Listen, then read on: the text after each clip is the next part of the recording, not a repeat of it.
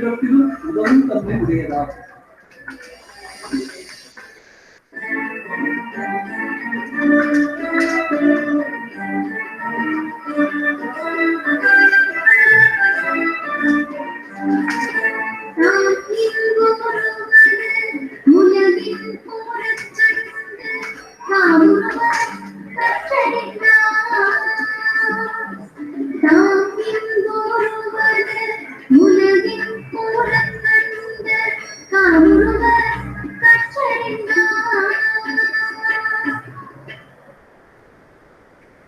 நாம் இன்பமடைவதற்கு காரணமான கல்வியால் உலகமும் இன்பம் அடைவதைக் கண்டு கற்றறிந்த அறிஞர் மேன்மேலும் அக்கல்வியே பெறுகிறது.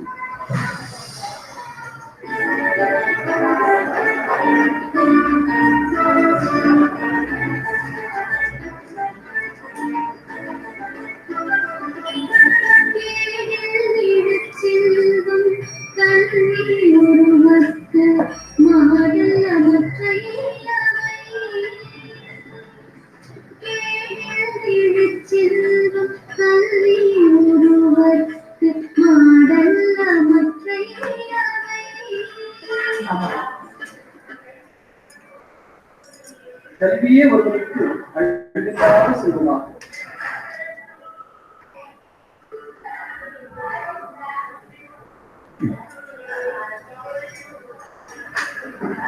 Yes. Good evening, friends. Are you audible? Yes, ma'am. Yes. You're audible. Yes. So, welcome to our third session on people development and environment. So already we have seen related with the endangered as well as the extinct species of plants, birds and animals.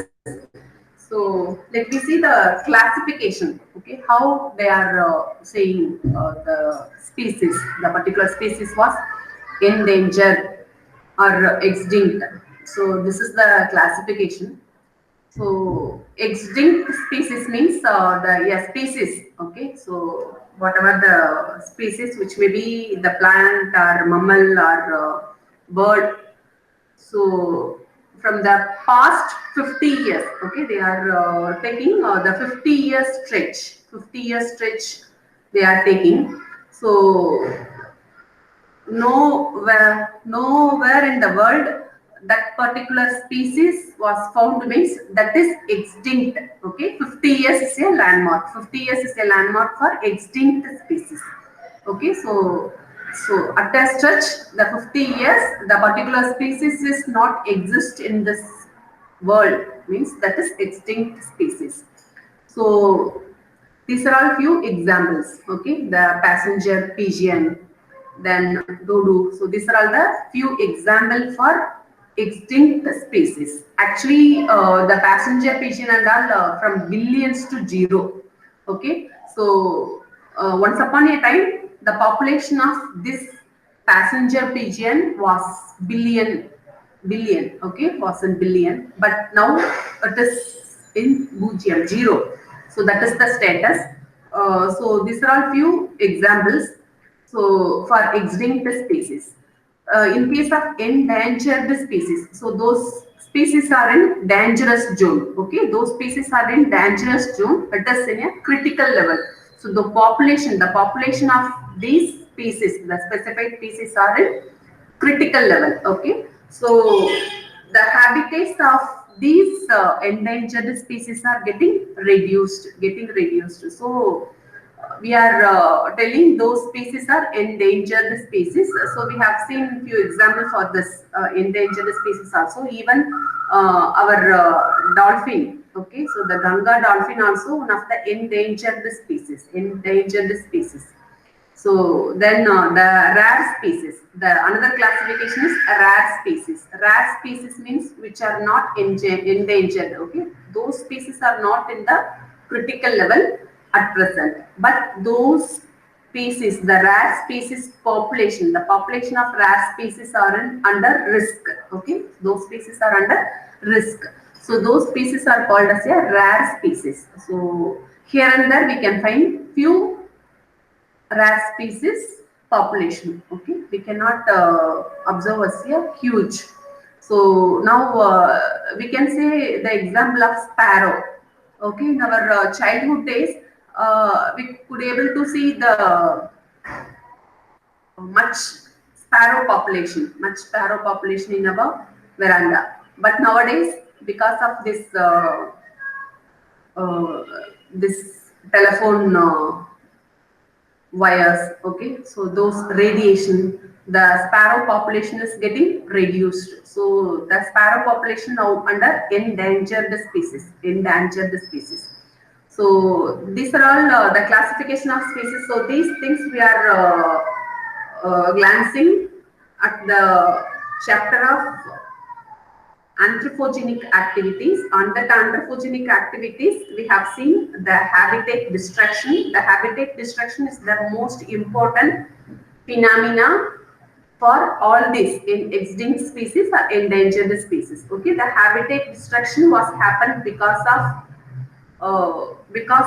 our anthropogenic activities, like we have replaced the forest into a tea estate, or we have replaced the actual habitat into the dam. Okay, so we have constructed a lot of dams by destructing the original habitat of the globe. Okay, so these are all the reasons. These are all the reasons for this extinct and endangered species. Okay, extinct and endangered species. So another classification is endemic and endemic species. So these species which are restricted to the particular area. So these species are present in single particular area. Okay, not in a wider area. So this with specific geographical location it is present. So those species are endemic species. So this is the classification of four species related with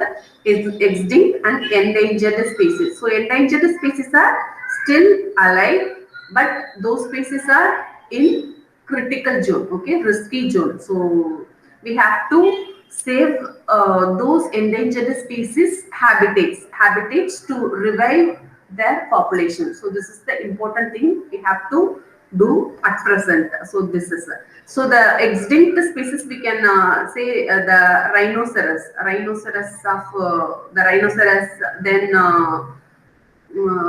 so these are a few example for extinct species. So this is the number of endangered species database. Database was generated by IUCN. Okay, so they are saying us red list. Red list by class they have classified IUCN. Okay, IUCN means that's a International Union for Conservation of Nature. Okay, IUCN. It's a International Union for Conservation of Nature. So you please note this. So you can get your question like in this aspects. So what is the expansion for IUCN? So the International Union for Conservation of Nature. Okay. So which was established on 5th October 1948. 5th October of 1948. Okay. So it is present in the venue of French town of so Fontainebleau is the location which was situated. This IUCN means International Union for Conservation of Nature. Okay, so they are publishing this red list since 1994. Okay, so from 1994 to 1994, this IUCN is publishing the red list. Okay, so which are all the species are under red list. So they are classifying these red list categories into seven major area. Those area are data deficient. Okay, so they cannot say because of so the full-fledged data they cannot get for few species. So those species comes under this data deficient. Okay, so these IUCN people they are publishing the report of red list across nation, okay, across globe, across world. They are collecting the information and they are giving this data. So our India is also one of the state member under this IUCN. Okay, so we are also one of the member. India is also one of the member. So the first category is data deficient (DD). Then the second category is least concern. Least concern. That is the second category. Then near threatened (NT). Near threatened. Then vulnerable, endangered. So critically endangered, CR, critically endangered. Then extinct in the wild, extinct in the wild. So then the last is extinct, no more in the world for the past 50 years. So that is extinct, okay. So these IUCN people are publishing every year since 1994. They are publishing this red list, okay, for all the species. So this is the number of animal species of IUCN red list, okay. So by class they are, so by class they have given, okay. So this is for the 2019 data, okay. So 2019 data. So overall, if you see the overall data, the mammals, okay. So what we are calling in Tamil palutigal, okay. So the mammals population is affected seriously. Okay, mammals population is affected seriously when compared to other plant, reptiles, birds, insects, amphibians. So by comparing all these things, the mammals population is affected by us. Okay, because of the anthropogenic activity, the mammal population is affected more severely. Okay, if they are asking any question related with, so which species, okay, which animal species is affected seriously, severely because of this anthropogenic activity, then the habitat destruction. So these are the important words you have to remember: the habitat destruction. Then mammals is severely affected by us. Okay, so this is important point here, we have to note it. So around 14,000. So the year by year, the data is in increasing trend. Okay, increasing trend. During 2019, the red list shows 14,234. Okay, 14,234 species. 4 species are under endangered species category. Under endangered species categories. Okay, so the database is increasing day by day. So this is the important point you have to note down. So these are the human activities what we are doing. Okay, so this is the flow chart related with our transformation from hunting to urban development. Okay, this is the transformation flow chart. So what we did for this biosphere, already we have seen all the living organisms in the earth is called as biosphere. Okay, lithosphere.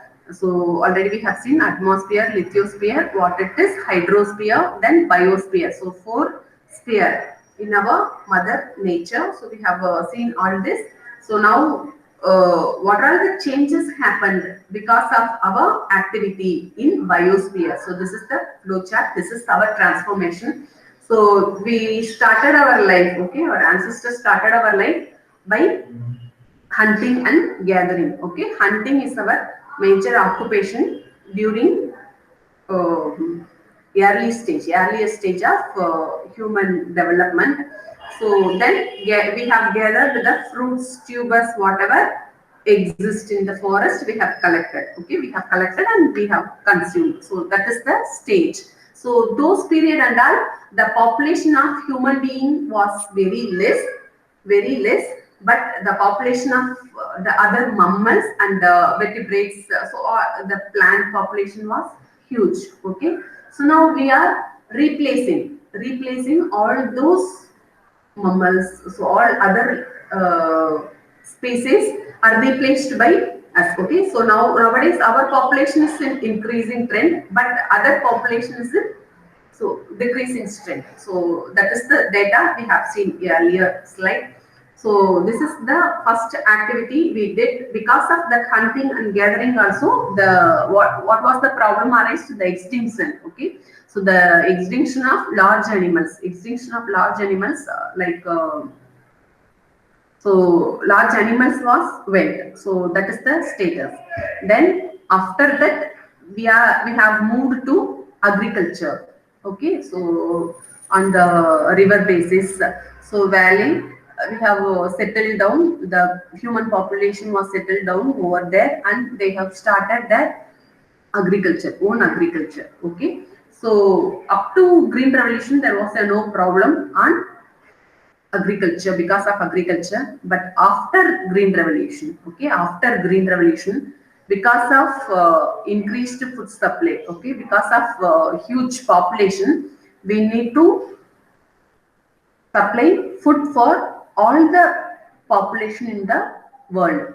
For that we moved to Green Revolution. Okay, if the question is related with father of Green Revolution, means already we have seen Norman Borlaug is the father of the entire world Green Revolution. Okay, so the father of Indian Green Revolution was M.S. Swaminathan. Okay, so the father of Indian Green Revolution is M.S. Swaminathan, but in general, the father of Green Revolution was Norman Borlaug. Okay, this is also the important question, so you have to find out. So because of this Green Revolution, the pesticide usage as well as the fertilizer usage, all this related with the inorganic, okay, inorganic nature of pesticide as well as the fertilizer usage. So interrupt the land, water, air. So which cause the pollution. So because of that also, the huge loss was happened to the biosphere. Okay, so what is monoculture? Then the monoculture, if you see the Kaveri Delta area of Tamil Nadu, so most of the farmers, they used to cultivate paddy, the first season paddy, then they go for the second season paddy, then the subsequent years also they used to cultivate the same crop, single crop in a piece of land. In a piece of land, the same crop is cultivated year by year. So that is monoculture. So if what will happen because of this monoculture means, so again and again the same crop is cultivated in the piece of land. So those crop used to absorb the same kind of nutrients. They used to absorb. Okay. So the other nutrients like NPK, okay, nitrogen, phosphorus, and potash is the major plant nutrients available at soil. Okay, nitrogen, phosphorus, and potash. So these are all the major plant nutrients available at soil. So to replace, if the crop is starving, the same nutrients means we have to replace that particular nutrient again into the soil. So because of that, we are again adding urea, potash, so DAP, so this kind of fertilizers, inorganic fertilizers, we are again adding into the soil to replace these nutrients. Okay, so if you are cultivating the first season paddy, then the second season pulses. Okay, pulses means like green gram, red gram, black gram. So these crops, if you are going for the cultivation, means those pulse crops has the capacity to fix the atmospheric nitrogen into the soil. Okay, they themselves, they can replace, no need to add any extra fertilizers on that particular field. Okay, so the biosphere cannot affect because of these inorganic fertilizers. Okay, nowadays we cannot find any earthworms in field because of these kind of pesticides and inorganic fertilizers. Okay, if the nature has its own capacity to replace, to recover the issues, but we need to wait for that. But we cannot wait for that because of excess population we need to feed. Okay, that's why what we are doing, we are going for the inorganic fertilizer. Okay, so this is the monoculture. If you are going for the multiple cropping means the same piece of land again. Now we are cultivating paddy, then pulses, then some other crops. Likewise, we need to rotate the crop rotation. It is called as a crop rotation. Okay, if we are continuously cultivating the same crop means the pest attack and disease attack is also more. Okay, so if you're going for the subsequent other crop you are going for cultivation means, so you can avoid few pests and diseases also. Okay, so the pesticide usage also will be minimized. So this is called as monoculture. So this is the issue behind this monoculture. I hope you could able to understand this issue. Okay, so these are all the things related with green revolution. Okay, the green revolution focused the main crop production under this green revolution. If they are asking the question related with the main, because agriculture is also one of the domain in our syllabus. Okay, so you need to know this also. So wheat is the answer. Okay, so under the green revolution, the foremost crop what they have focused means wheat is the foremost crop they have focused under green revolution, the production of wheat.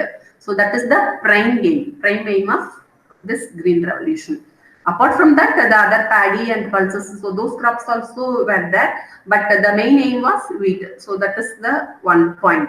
Then after this agriculture, we have so the agriculture is a primary sector. Okay, so all the commerce as well as the economic management students, they can know what is primary sector, secondary sector, and tertiary. So let me touch what it is also in later slides. So so agriculture is a primary sector. Okay, so from that we are moving to the secondary sector. Secondary sector is a industries. Secondary sector is a industries. Okay, so what is primary sector? So from where we are getting our income, the major source is related with the raw material, all those things is related with the nature, that is primary sector. Like agriculture is a primary sector. Okay, so we are utilizing land, water. So likewise, then mining, quarry, so the fishery. So these are all the things. Okay, these are the things related with nature. So the raw material we are getting, then the base for that production is related with the nature. So that is uh, that is primary sector. Okay, so the industries, so from the raw material. So for example, we can take the cotton. Okay, so the cotton fibers, so that is primary sector, from where we are getting the fiber of cotton from field. So that is the primary sector. From that cotton, so we are going for spinning is an industry. Okay, so there the cotton fibers are converted into thread, then cloths. So that is industry. Okay, but the raw material where the industrial sector was consumed is from primary sector, from agriculture. So those sector is depending the raw material from the primary sector. So those sector is called as a industrial sector. Okay, industry. Secondary sector, that is secondary sector. So all the management and commerce student, you may very well know about this, but the other persons, they may not. Okay, so that's why we are explaining here. So what is the tertiary or service sector? Okay, so the service sector is that is providing service like communication. Okay, so for example, already we have seen the cotton. So the cotton fibers from agriculture, that is primary sector. The cloth, that is secondary. Then if we are going for the tailor, okay, for stitching, that is service sector, that is tertiary. Okay, that is tertiary sector. This is the simple example for primary, secondary, and tertiary. So because of this industrial growth also, we know very well about what happened. Okay, what happened to the land, to the water. So for all. Okay, but because of this industrial sector, we have to accept our quality. Okay, our living quality, the standard of living was improved. Standard of living was improved, but at the same time, we have eroded the nature, the biosphere. Okay, we have interrupted the nature. Then the urban development. Okay, so these things has increased the pollution also, has increased the pollution. So I hope what is urban agglomeration? Urban agglomeration. So that is one of the keyword nowadays the people are talking. Okay, urban agglomeration. If you see before no, not 2 3 years. So before 4 5 years, the number of slums in Madurai Corporation was 100. Madurai Corporation was 100. Now it was increased into around 130 like that. Okay. So nowadays the urban diameter, okay, the urban area is increasing trend. Okay. So we are converting the semi-urban area into the urban like urban context we are converting. Okay, so we are converting the land, agricultural land, what we are present in the semi-urban area, so we are converting those land into the plots. So because of that, the agricultural area, the net zone area was reducing. At the same time, the population of urban is increasing trend. Then the unemployment and underemployment. So these are all the related issues because of this urban agglomeration is happening. Okay. So semi-urban area. So those urban areas, semi-urban area. So urban agglomeration means the Nagarpura Perukam. Okay. So here we have to see what is the description or definition for town panchayat. Okay. So this is also the important thing according to the 46th Constitution. Okay. According to the 46th Constitution Amendment Bill passed during 1992. Okay, so already we have seen 1994. Since 1994, IUCN is taking the endangered red list. They are publishing. So now 1992 is a Constitution Amendment, 65th. Okay, Constitution Amendment Bill related with the population. If where the population falling between 10,000 to 20,000. 10,000 to 20,000. Okay, so those area, okay, those location is called as a town panchayat. So 10 to 20,000 population. So town panchayat from 20,000 to 3 lakh, where the population ranging from 20,000 to 3 lakhs. Those town panchayat are converted as a municipality. Okay, so already you know. So in earlier days before 2000, so 2010 up to 2010, our municipal corporation of our Tamil Nadu is only 6. Now it is increased into 10. Okay, 10 and 12. So why? Because by the basis of this population category, they are converting. Okay, so a municipality more than 3 lakh. Okay, above 3 lakh population where the municipality is there. So there they are converting, they are transforming the municipality into the corporation. Okay, so Madurai is a corporation, Chennai corporation, likewise Thuthukudi corporation. So Salem, Trichy, so these are Tirupur, Coimbatore. So these are the corporation. Now the Dindigul also is one of the corporation. So likewise, this is the criteria they are using for classification of urban area. Okay, so the urban agglomeration. This is the important point. Because of this, the pollution is increasing, but at the same time, the standard of living is also increasing simultaneously. So already we have seen about the local environmental issues. So these are all the regional and global level environmental issues. Okay, of course the freshwater scarcity. Okay, the freshwater scarcity is increasing trend.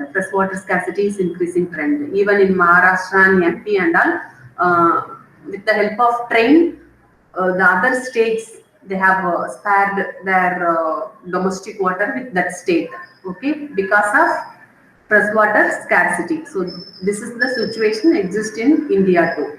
So global warming, already we have seen what is global warming, okay, in the glimpses. If you take the greenhouse gases means methane, carbon dioxide is the major source, then nitrous oxide, so these gases, okay, even ozone also one of the greenhouse gas we have seen, okay. So if because of our anthropogenic activity, we are increasing these greenhouse gases in our atmosphere. In our atmospheric air means what will happen? The cosmic energy, okay, cosmic energy released from the sun, will reach to our earth, okay. If these greenhouse gases concentration is very in the required level means it will reflect, okay. So our earth has the capacity to reflect here some portion of that cosmic energy again to the space, okay. But because of increased level of this carbon dioxide and other gaseous substances in our air, so it absorbs those heat, okay. The excess heat absorption is happening nowadays, that is global warming. Because of that, lot of problems is arising, so those things we have seen already. So then agriculture. So in case of agriculture, so this is few facts related with Indian agriculture, okay. So which contributes 14% of our GDP, okay, gross domestic product. GDP means gross domestic product. So which contributes, agriculture contributes 14%, okay. So nowadays the service sector, the contribution of service sector, what we have seen in earlier slides, the tertiary sector, the contribution of tertiary sector in our GDP is high, okay, when compared to primary as well as the secondary sector. So the industrial sector was once upon a time, like in 17th century, the industrial sector contribution was much more higher than service and primary sector. But nowadays, the service sector, the contribution of service sector is high. So GDP means gross development product, gross domestic product, okay. So this agriculture sector provides food to the 1 billion population, okay. So the Indian agriculture sector is providing food to the 1 billion population. Then, so this is the major occupation, employment source for 65% of the population, okay. So for the 65% of the population, this is the main source of income, So the employment opportunity generated by our primary sector is 65%. Then it produces, okay, the agriculture, Indian agriculture is producing 51 major crops, okay. So the what is other minor crops? If you ask the question, what is other minor crops means, like ornamentals, okay, raspberry. So those minor crops are cultivated in a smaller acreage as well as smaller tonnage, okay. So the smaller area, then the production also is very smaller level. So those crops are minor crops. We can take the ornamentals, okay, ornamentals like crotons, so those kind of things. Then raspberries, so few fruit crops also. So those crops are not that much level of cultivation is happening in India, okay. So those crops are minor crops. The major crops includes wheat, paddy, grams, okay, all the pulse crops, then fruit crops, horticulture crops, all vegetables. So those crops, you know, already about related with that. So those crops are 51 crops, okay. So according to our classification, the major crops are 51. So which provides the raw material to the industries, already we have seen, okay. The agriculture is a primary sector which gives the raw material to the industries, to the secondary sector. Then the agriculture contributes 1/6 of the export earnings. So this is important. Okay, the agriculture sector contributes 1/6 of the export earnings. So this is important. So this is related with our total geographical area. Okay, this is the database of India. So total geographical area of India is 328 million hectares. 3 to 8. Okay, 3 to 8. 3 to 8. 328 million hectares. Whenever you are studying numbers, you please try to understand. Like net area zone means 142. Okay, 142. 1. So 2. You just write 1. So then second 2. Then in between, so the multiplication of 2, 4. So likewise, any trick you have to use means you can remember this data very well during your exam hall. Okay, so please try to write like this: 1, 2, then 4. In between, if you are writing 4, so you cannot forget this. So net area zone is 142 million hectares. 328 million hectares is a total geographical area. Our grass cropped area means 190.8 million. What is the difference between net area zone and grass cropped area? Any difference with this? Any difference?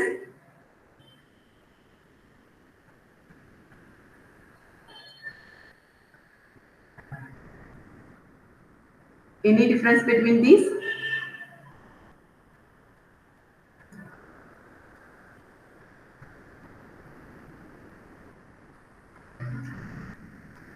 Wait. So what is the difference between these two?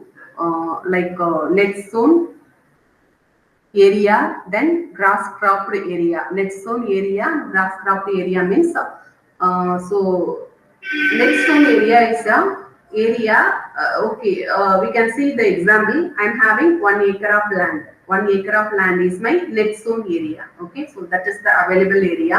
So this season I have cultivated paddy for that entire 1 acre. Okay, for the second season in a year, I cannot go for the entire acre because of water scarcity. So I am taking half a acre of pulse cultivation. Okay, now my cultivated area, net zone area is the same area. Okay, same area what we are having. So that is net zone area. But in case of grass cropped area is 1.5 acre. Already I am having 1 acre. But at the same year, I have went for the second crop. So that second crop also a matter. Okay, so that is the grass cropped area, the total area of cultivation. Okay, in an entire year. In an entire year, how much area I have cultivated. So that is grass cropped area. So this is 190.8 million hectares. 190.8 million hectares. Okay. Then one of the so India is one of the 12 biodiversity center in the world with over 46,000 species of plants. Okay, in India nearly 46,000 species of plants, then 86,000 species of animals we are having in India. Then we are the largest producer of pulses, tea and milk. Okay, so we are the first person producing much pulses, tea and milk.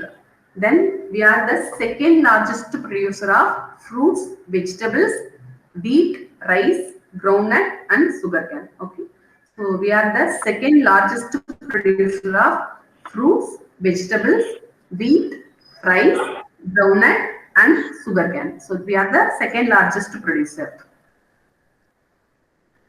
So then for polar melting. Okay, polar melting. So already we have seen the ozone acidification. What is ozone acidification we have seen. Then the carbon dioxide.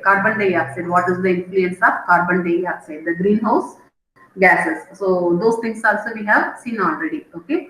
So now we are in polar melting. Polar melting. What is polar melting?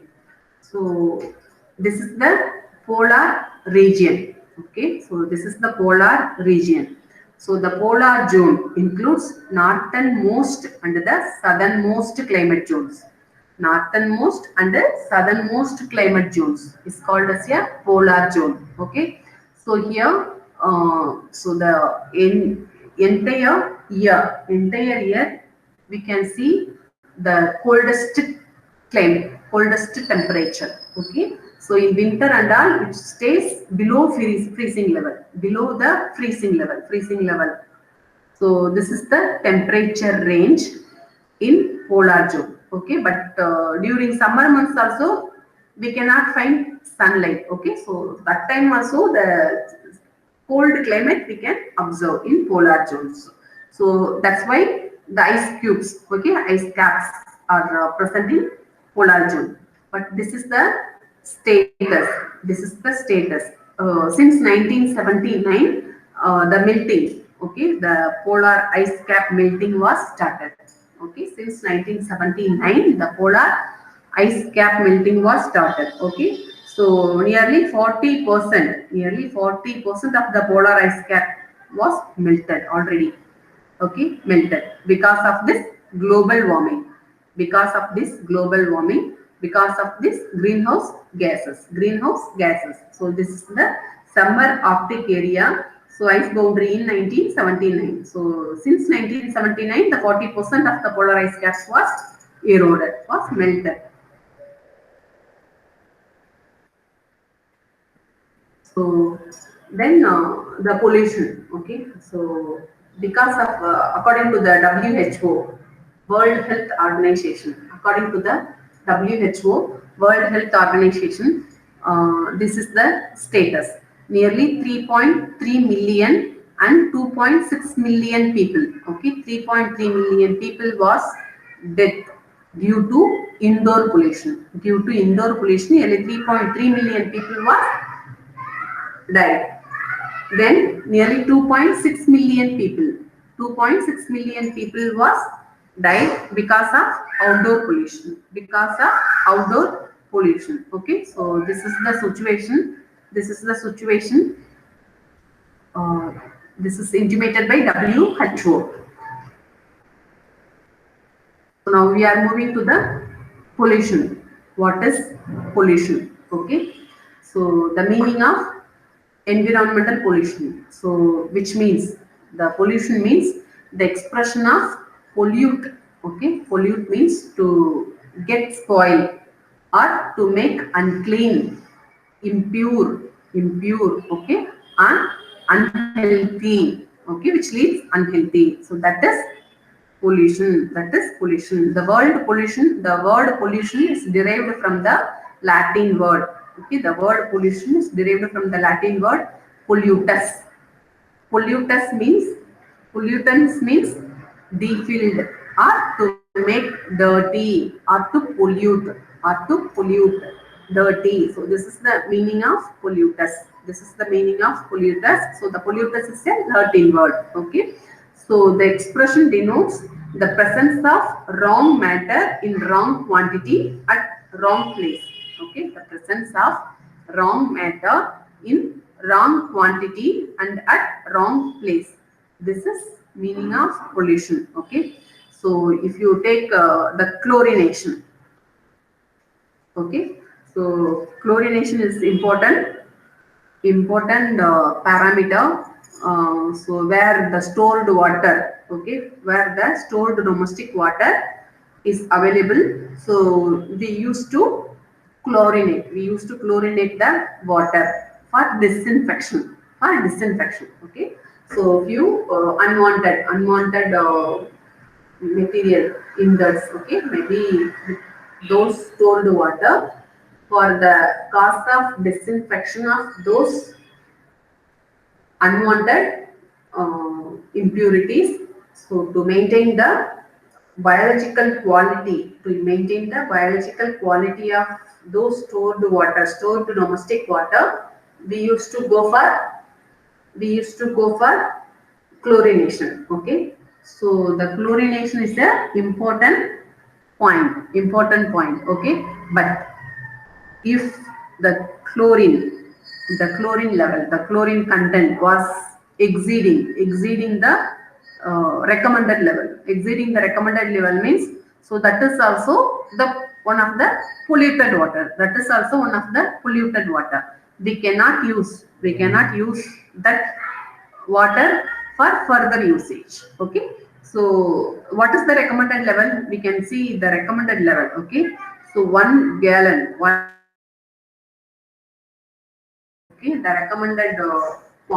recommended level of chlorination. Chlorination in the storage water is 1 gallon into 1000 gallon. So that is the recommended level. In other word, 5.25% of chlorine. 5.25% of chlorine. Okay, 5.25% of chlorine. So that is the recommended level for chlorination. Okay, so let me stop here because of the other session is related with the commerce and management students. They have to attend. So for that, we are stopping here. If you are having any doubt, we can chat. Otherwise, the left out sessions, the other sessions related with the pollution and other amendments. So those things that we see in the subsequent classes, next classes. Do you have any doubt, Smeta?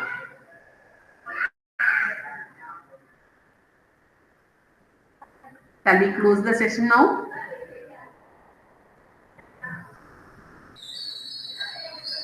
Shall we close the session now? Yes. Thank you. So let me see tomorrow by 3:30. Thank you.